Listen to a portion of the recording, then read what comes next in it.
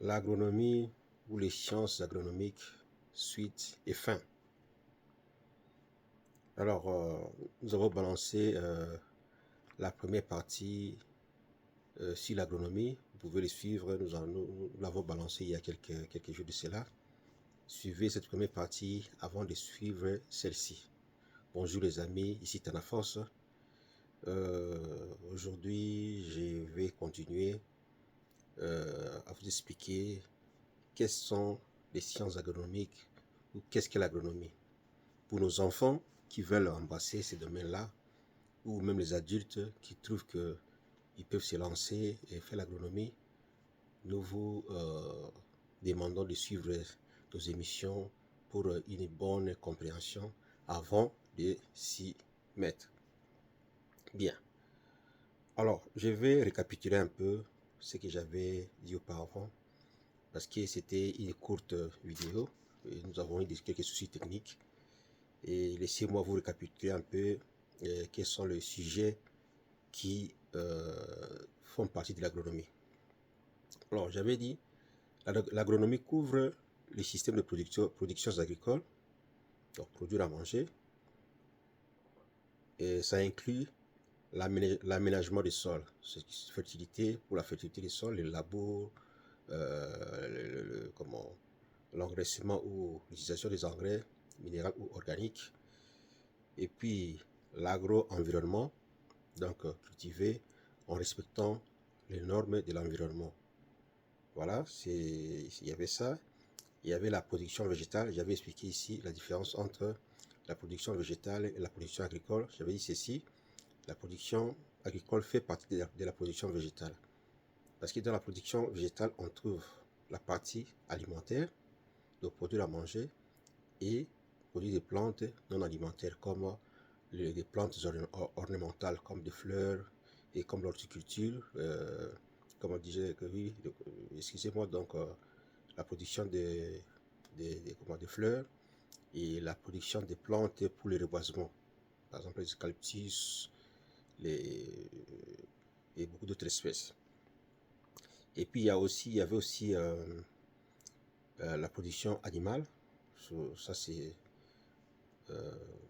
les élevages quoi, ovins, bovins, la pisciculture, et ainsi de suite. Et il y avait aussi les financements agricoles. Donc, l'agronomie ou la production agricole ou végétale ou animale marche avec des financements. Il veut financer pour produire. Donc, il y a cette partie de gestion qui fait partie de l'agronomie aussi. Et puis, il y a la transformation alimentaire, conservation et transformation alimentaire. Et ça, c'était, j'ai fait récapituler ce que j'avais dit dans la partie précédente. Alors, maintenant, ici, comment devenir agronome? C'est la grande question. Comment devenir agronome? Ou quel est le cursus à suivre pour devenir agronome? Alors, je rentre dans les temps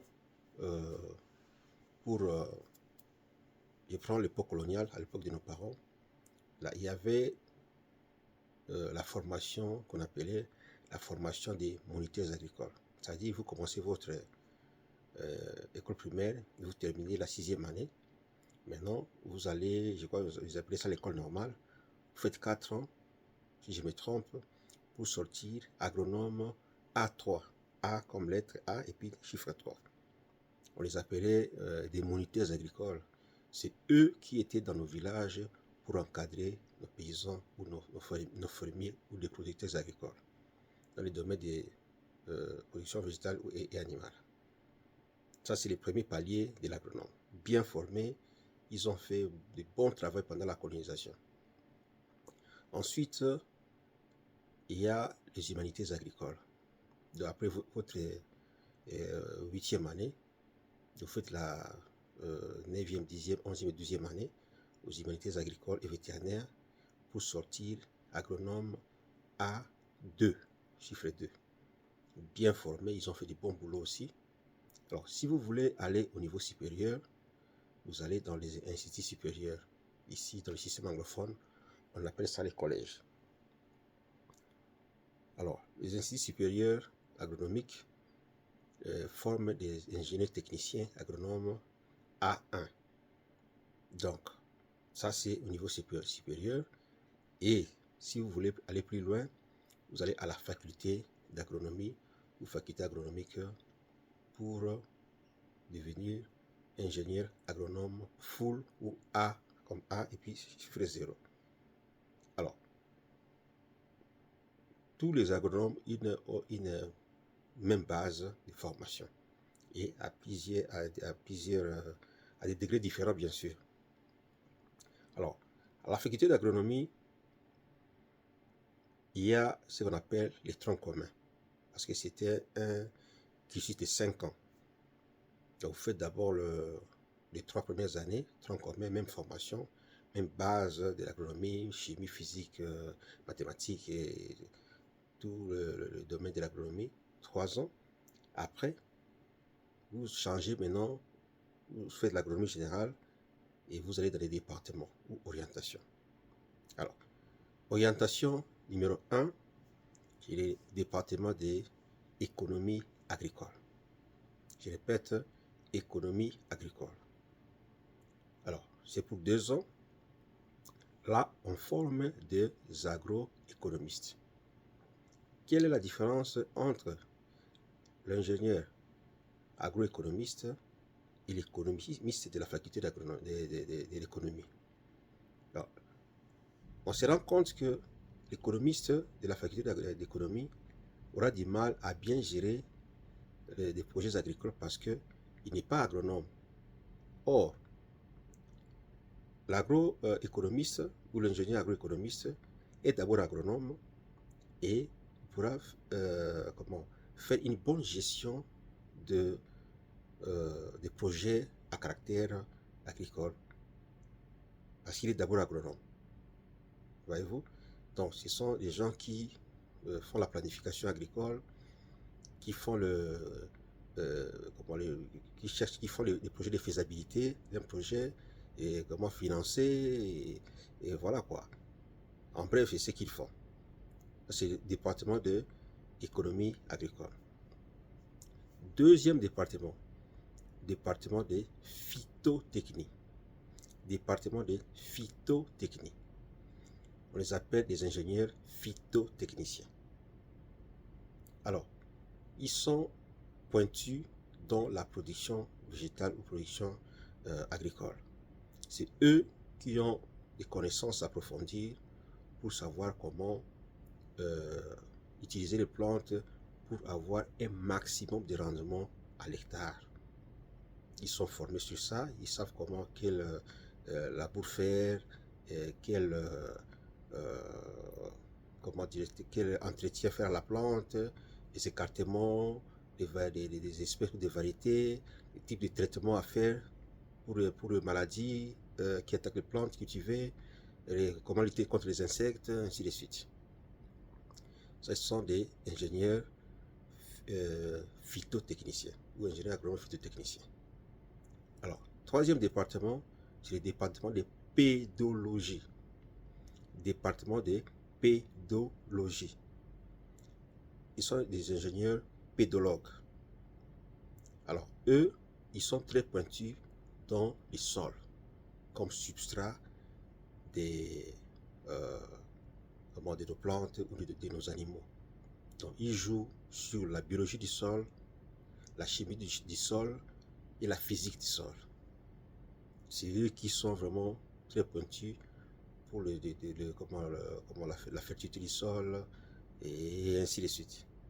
Voilà, ça c'est pédologie. Je me rappelle, on avait un professeur pédologue, personnel et mort, qui avait eu un contrat en Philippines parce qu'ils avaient des mauvais sols pour la production de riz. Il est allé là-bas, et il a fait des merveilles et ce pays-là est devenu un grand producteur de riz. Donc c'était un ingénieur pédologue. Alors, quatrième département, département de zootechnie. Département de zootechnie. Ce sont des ingénieurs zootechniciens qui savent exploiter les animaux domestiques pour un meilleur rendement, soit en viande, soit en œufs, soit en lait, soit en pot pour la tannerie, parce que la tannerie fait partie la peau fait partie de l'agriculture, pour les gens qui fabriquent les cuirs, et ainsi de suite. Donc, il ne faut pas confondre ingénieur zootechnicien avec un vétérinaire. Le médecin vétérinaire est là pour les cas pathologiques, pour le traitement des maladies. Mais l'ingénieur zootechnicien est là pour exploiter au maximum les animaux pour un bon rendement. Alors ça c'est 4. Cinquième département, c'est le département de chimie et industrie agricole.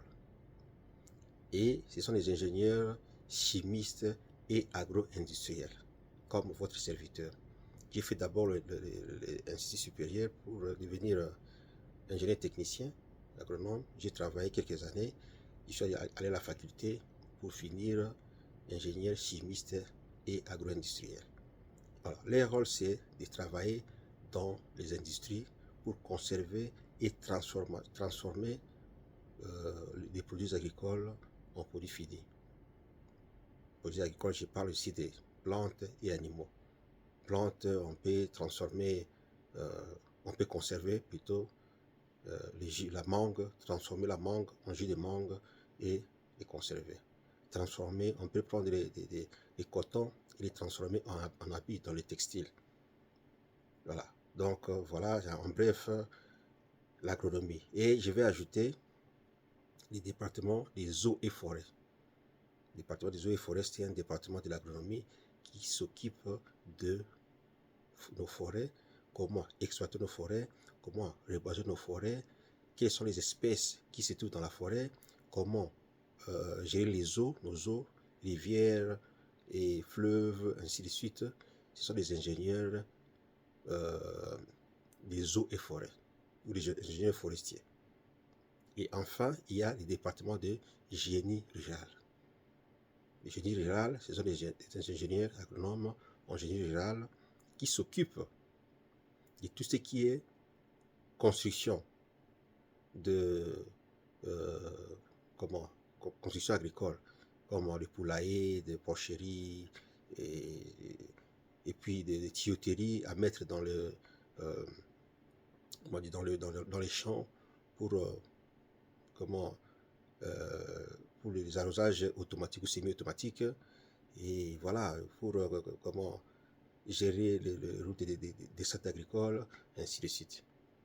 Voilà en bref qu'est-ce qu'est l'agronomie ou les sciences agronomiques. Alors, je ferai une émission avec chacun des départements.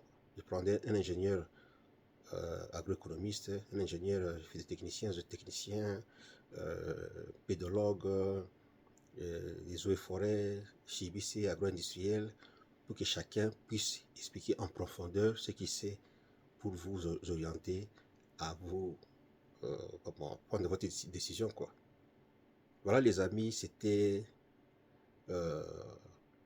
notre émission sur l'agronomie. Ceux qui veulent embrasser ces domaines-là, voilà, vous avez une idée.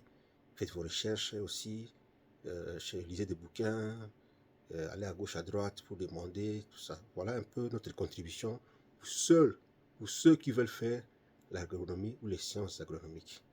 C'est un domaine qui est vraiment très intéressant. Alors, c'était Tana Forst. Likez, partagez. C'était tout. Bye bye.